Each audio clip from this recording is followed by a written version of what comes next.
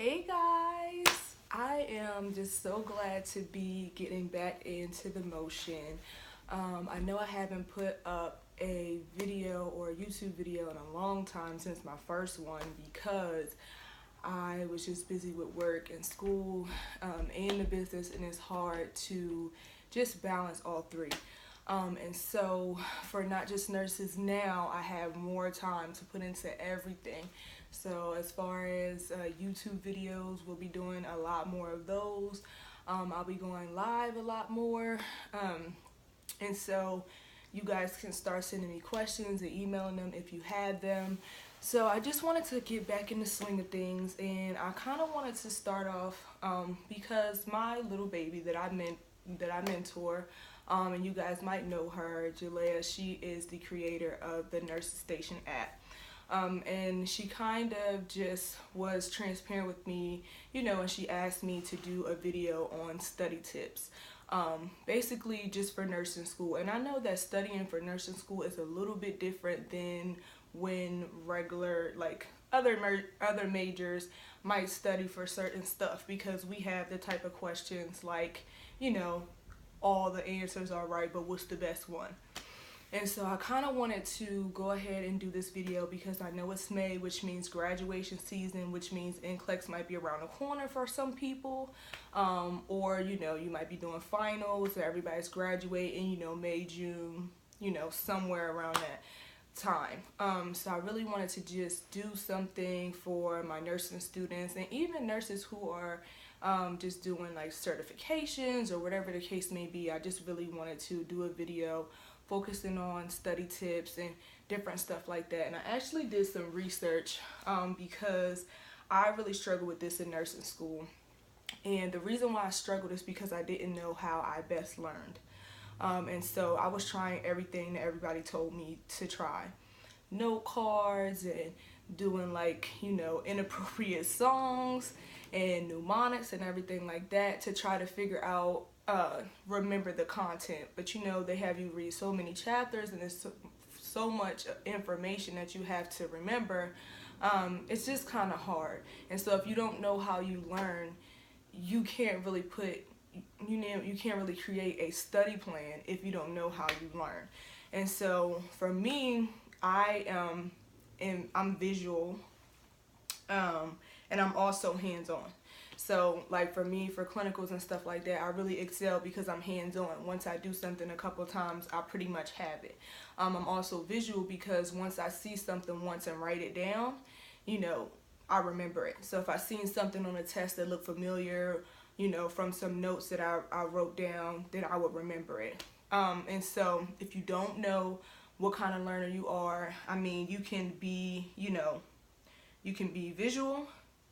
You can be auditory, which means when you listen to certain things, you remember. And so I know there were girls in my class who would record the lecture and replay them back, and that works. But for me, I was in class and I was just like, oh my God, can this be over? Because I would literally be itching to get out of class so that I could go home and read and write down my own notes the way I know I would remember them. And I would listen in class, but I would just listen out for things like, oh, this is going to be on a test, or you really need to know this, and then I would kind of write those things down.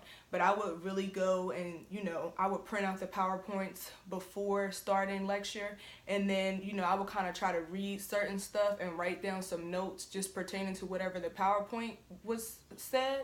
And then if my teacher had more notes in lecture, then I would write them down, but it wouldn't stick until I actually wrote them down. So basically the article just breaks down how if you are a learner, what things you should do to study. So it says like visual learners, they prefer pictures, diagrams, and graphs, and PowerPoints and presentations. And so like when I used to read, because I was visual, I would highlight stuff. So I would use pink, orange, green, blue, whatever, but so that it stuck out to me. So it says, for visual learners, highlighting important information to make things relevant and things that stand out. So if you want to just go back and read, but you only read certain things, you would just read the highlighted portion, right? Because it stands out. This is something that you read. This is something that you deemed important, right? And it says rewrite your notes.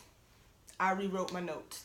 I actually still have pens from nursing school. But I would just get color pens, pink, purple, green, orange, whatever. And according to what system we were on, I would write notes. So if it had something to do with respiratory, they would be orange. Cardiac, red. GI, blue, whatever. But I would still rewrite my notes because if I know that if I rewrote it and then I seen it on the test, boom, I got the answer. So it also says create flashcards. And I did make flashcards, but I didn't use them as much because it was just kind of like a redundant kind of thing. So I felt I did better when I rewrote stuff. But flashcards, a lot of people did use flashcards for certain things for the test. And so that works for visual learners as well. I also know that you can be two learners. And so like I said, I'm visual and tactile, so hands-on. And you can be visual and auditory, whatever it is. Or if you just, identify with one group, then these are the ways that you can, prepare a study plan for yourself. And so, okay. So auditory learners, like I said, girls in class would record. So I would like put my phone on the voice memos and I would just record the entire lecture. Not necessarily for me, but my roommate at the time, she liked to listen to the lectures when replay back. So if she wasn't in class or something like that, I would record for her and she would just go ahead and listen and then she would take notes from that. That didn't help me, but it helped her because she's an auditory learner, right? Okay, so it says, like instead of you reading like your actual textbook, I know sometimes when you get the textbook, you also have the option for it to be an ebook. And it says that you can actually listen to the text instead of, reading. So if you're not visual, you probably can only read for about 5 minutes before you fall asleep or get bored. Me, I like to read. You see my books back here, and I have books everywhere, so I'm a hard copy girl. So I really can't do electronic. That's why I don't have like a Kindle or anything like that, because I like to buy hard copies and I like to touch them. And so auditory learners, if you have a textbook that you have compatible with ebook and there's a sound option on there, listening to the text might help you a little bit more than actually reading it, because they probably the auditory learners and stuff like that probably have like a shorter attention span when it comes to reading stuff. They just don't have the time. So if you just listen, you could be doing something, you listen to it, you'll probably remember it a little bit more. And like it says, when attending lectures, ask permission from your professor if you can record the ongoing discussion. So I would ask if that's okay. Our teachers didn't care if that was the way that we learned, but some schools have policies against recording. And so tactile learners, they learn with their sense of touch, obviously. And so I know we have like skills lab and stuff like that, so we would ask for extra time in skills lab, and then for questions on the test where it asks you what's the correct way to do certain things, like insert a Foley, or the correct way to give a vaccine or something like that. Okay, you went through the steps in skills lab, right? You did it tactile, now you remember it. So from the book, the correct steps, but when you practice it in skills lab with hands-on, now you don't really need the book. I practice it, I know exactly what I'm supposed to do, so when I see it on the test, boom, I got it. It says, it says something about for tactile learners also, like I said, it helps for you to rewrite your notes in your own words, which is what I did all the time. That's how I know that I'm visual and tactile, because I rewrote my notes over and over again and it would just stick with me. Kinesthetic learners. So I'm going to read this because it says kinesthetic learners typically can't wait for the teacher's instructions and they jump right ahead to the lesson.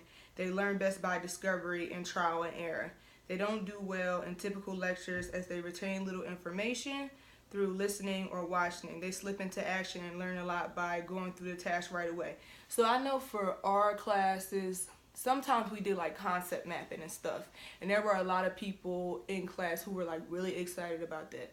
I wasn't excited to concept map, but some people were. So like we would take, they would choose like a disease system or something, or disease process, and they would say, map out how a person can get that disease or whatever, and then what are the interventions, what's the education, what medications, blah blah blah, all goes into that system. So if you are kinesthetic, you can concept map. Get one of those big, easel boards with the notepad paper, and then go through and concept map. So if you have, like diabetes or respiratory, and you're talking about, ARDS or something like that, concept map the disease processes really big, and then you'll probably remember it after you did it. It says that kinesthetic learners also need breaks in between studying, just because their focus and their attention span is kind of short. It says kinesthetic learners can't remain still when studying, or else they will be less efficient in studying. And then it talks about mixed learners, and so it says some people are born mixed learners, me, and so it says like determine your most dominant style. I mean, for me, like I said, I was visual and tactile. I would say my more dominant style would be tactile, but I think visual and tactile kind of go hand in hand, because one of the interventions for the tactile was to rewrite your notes. I was already doing it because I'm a visual learner too. So, I mean, if you are a mixed learner and you determine that, listening trumps being tactile or kinesthetic, then you can study, how, auditory or visual learner, if that's your dominant, would be. And so I know a lot of people, I don't know, I think they're using like HESI a lot now. My school actually used ATI. And so I liked ATI. It kind of worked for me, but when we were graduating, we had two options for NCLEX prep. We had ATI and we had Hearst. Now, for me, I kind of feel like, I felt like ATI kind of focused on, what needed to be focused on, like brushing up what it is that you really didn't grasp or didn't do well on, as opposed to the Hearst review. It went from beginning to end. I didn't feel like that was going to be beneficial for me, but a lot of people went to Hearst and did ATI. We had an option. We could have did both, or we did one or the other. I did one. And it really helped me, because it helped me to see my weak spots. Like I already know where I'm strong at, cardiac and respiratory, and I was an ER tech when I was in nursing school, so cardiac and respiratory was the things I seen first, but things that develop over time, like stuff with the kidneys and all that other stuff like that, I kind of struggled with, because I didn't see those things play out. I just read about them and learned about them in class. And so for me, I wanted to brush up on what I didn't really grasp, as opposed to what I was already strong in, and ATI really helped me with that. But if you want to go back all the way, back to the beginning and brush up on everything, like Hearst probably would be a good thing for you.